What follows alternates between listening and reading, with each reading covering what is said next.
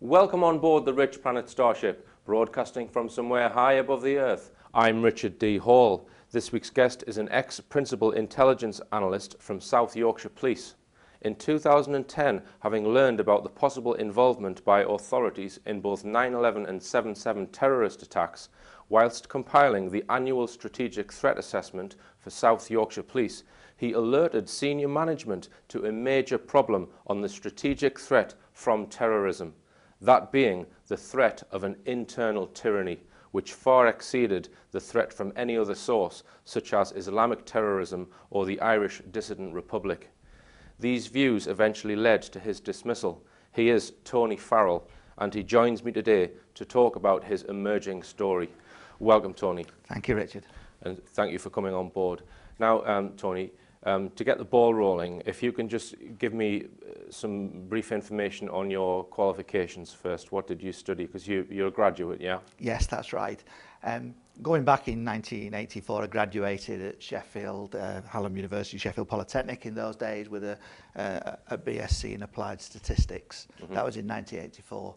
I then worked within Sheffield City Council quickly into a managerial position, and then in 1993 joined the police. Mm-hmm. While I was at the police, I did two extra postgraduate qualifications. Firstly, a postgraduate diploma in management studies that was sponsored by the police, and secondly, a postgraduate diploma in criminal intelligence and analysis at Manchester University. Right. So you're not a police officer, no, but you work for the police. Staff, yes. Right. Support staff. That's correct. And you've been an intelligence analyst for how long? I've been a principal intelligence analyst since 1998, sorry. Okay, now just as a broad overview, I think there are 43 forces in the UK. That's correct, in England Each and Wales, one of them employs intelligence analysts for a range of purposes, I guess, but each one has one single principal intelligence analyst. That's normally the case, yes. So you were the principal intelligence analyst at South Yorkshire Police. So yeah, the head of profession of intelligence analysts is another way of describing that. Okay. Now then, you were asked to produce an annual threat assessment.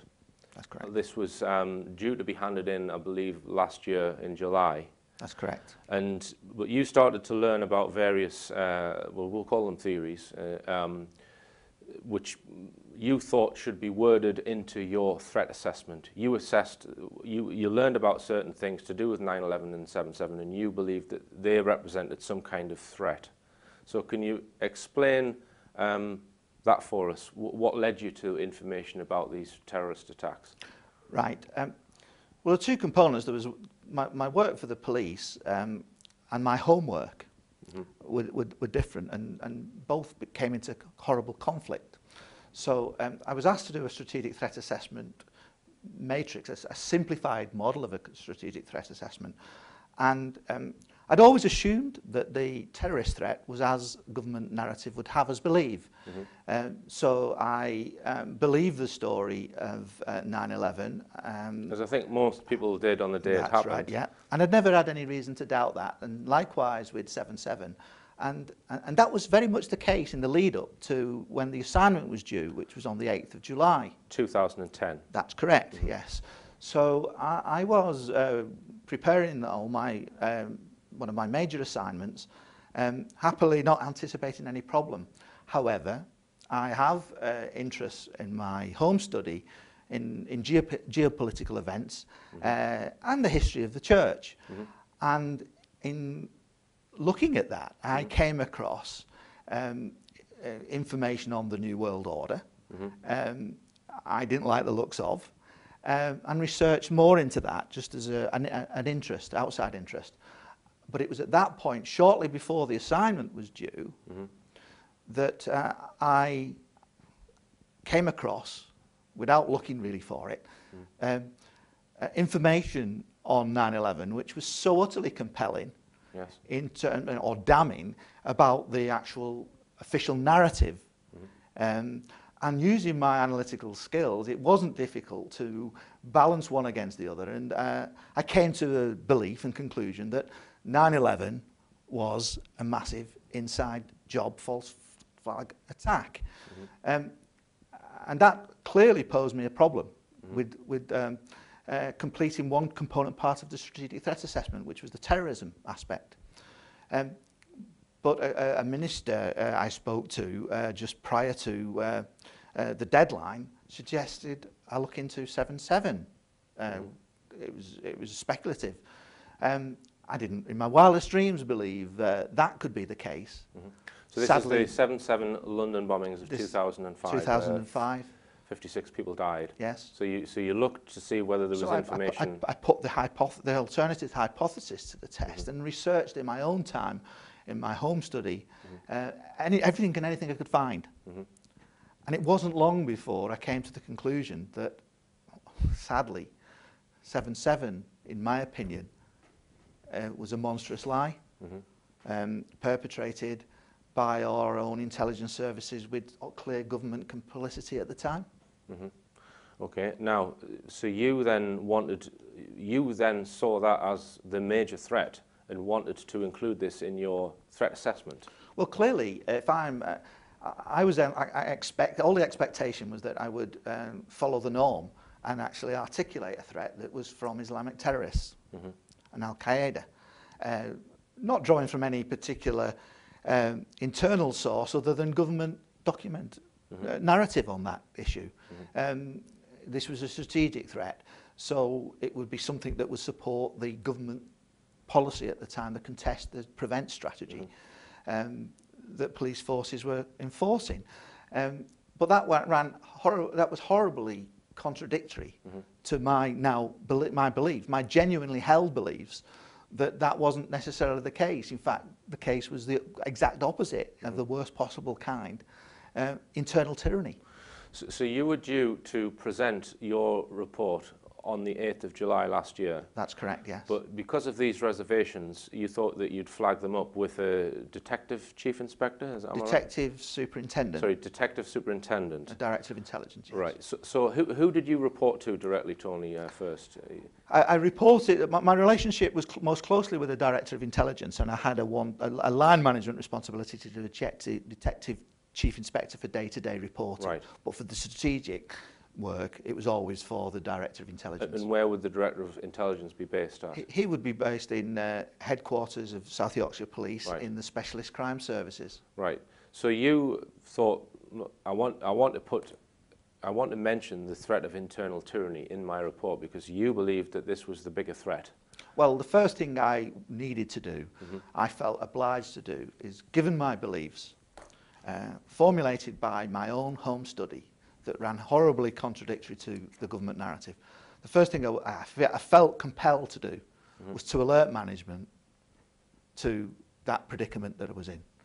That I know, as the analyst tasked to do the threat assessment, my assessment of threat was not in accordance with their conceptual model of threat. If their conceptual model of threat was for Islamic terrorists being a major threat to the UK citizens. So you presented the detective superintendent with, well, these two sheets that you drew up about 9/11 and 7/7 being inside jobs. They were very much. This was all happening thick and fast, and this was an alert, saying a briefing note, saying, Houston, we have a problem here.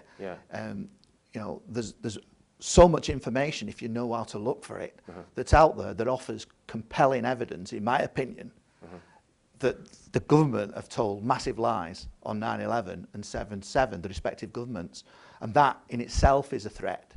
So I was flagging this up, saying, look, we need to look at what's out there. So this is 2 days before you were due to submit this report. Right, now just read from the sheets that you prepared. You presented these to your superior officer.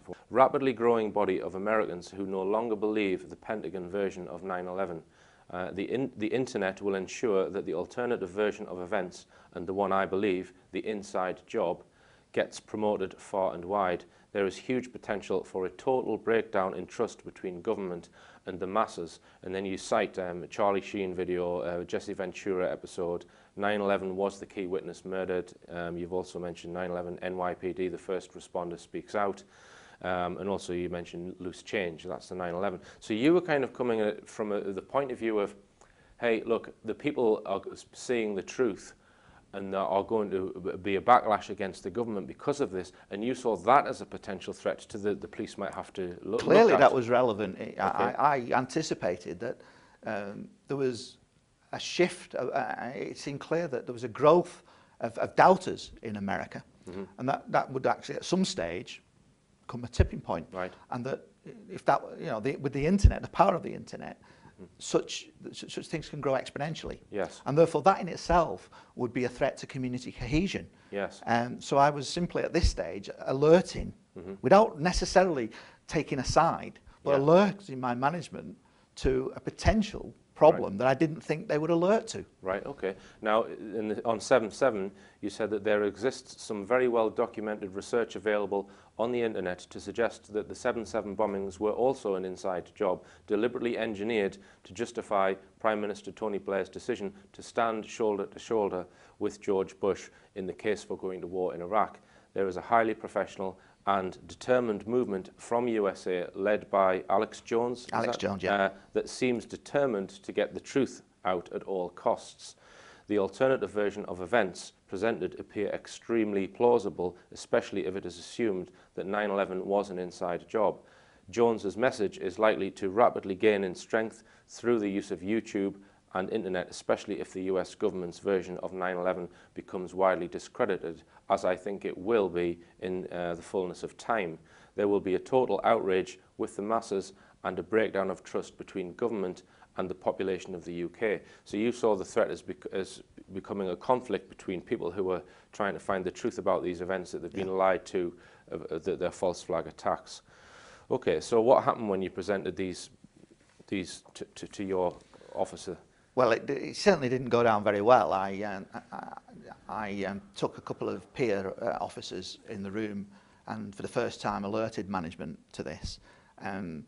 And the doors were quickly shut. So you wanted a couple of witnesses in there because you felt you were quite undoubtedly worried at that point. When I first put my head above the parapet, which was on the 6th of July, it was with some understandable trepidation that I did this. And at this stage, I wanted somebody to see, other than the manager, to see this. So, but they were quickly moved out of the office, and I had a one-to-one with the director of intelligence, and we discussed this in an amicable way. But there was pressure on me to immediately go to occupational health because of a perception that I was feeling unwell.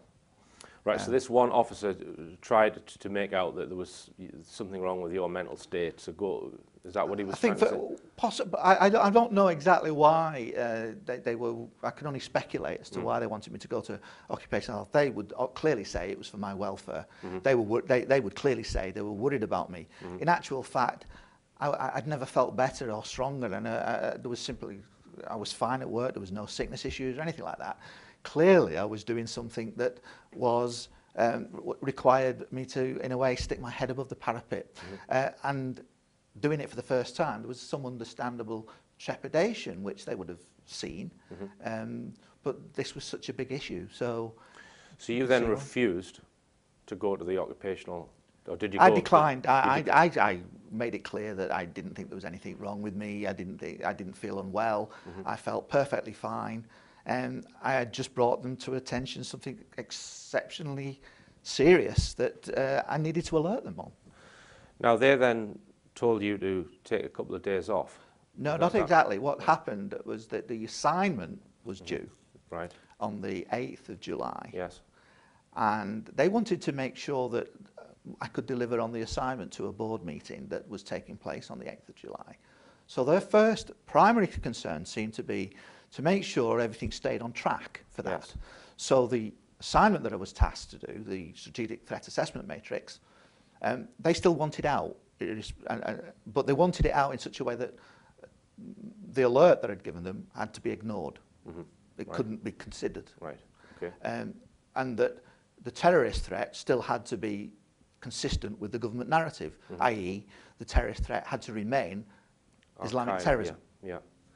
Right. Now, at that point, is that when they then said, look, go away for a few days and write a report? No, ironically, 5 years to the day, 7th of July, my other manager, a detective chief inspector, spent the day with me just to make sure that everything was on track for delivery of the product, the assignment. So we worked together, right. Still of a mind that I was going to hand over a strategic threat assessment matrix that would actually be complicit in what I now believe to be a lie. Right. I felt sick as I was going through my work, because all of a sudden I'd had that paradigm shift whereby I could not, in my conscience, go along with this. Yeah. But my managers didn't seem at all concerned. They just wanted that product delivered for the Intelligence Strategy Board and business could carry on as normal. Yeah. They didn't want me to alert them to this issue, or that's how it appeared. And for the one day and one day only, that was the 7th of July. Last year, 2010. I went along with that, and I was all prepared to deliver on the 8th of July, the full strategic assessment in accordance with what they want. Right. Right. But in my mind, it would have to go along with go with the lie. When I went home on the evening of the 7th of 7, a defining moment, my valley of decision came to me that evening.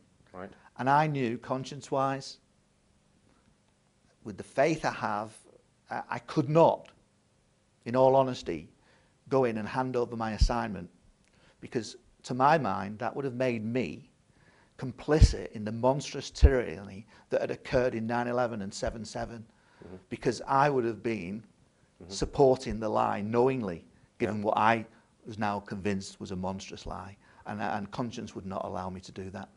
Okay then, Tony, well, we're going to go for a short break. It's very powerful stuff, and we'll find out after this break what happened to you next.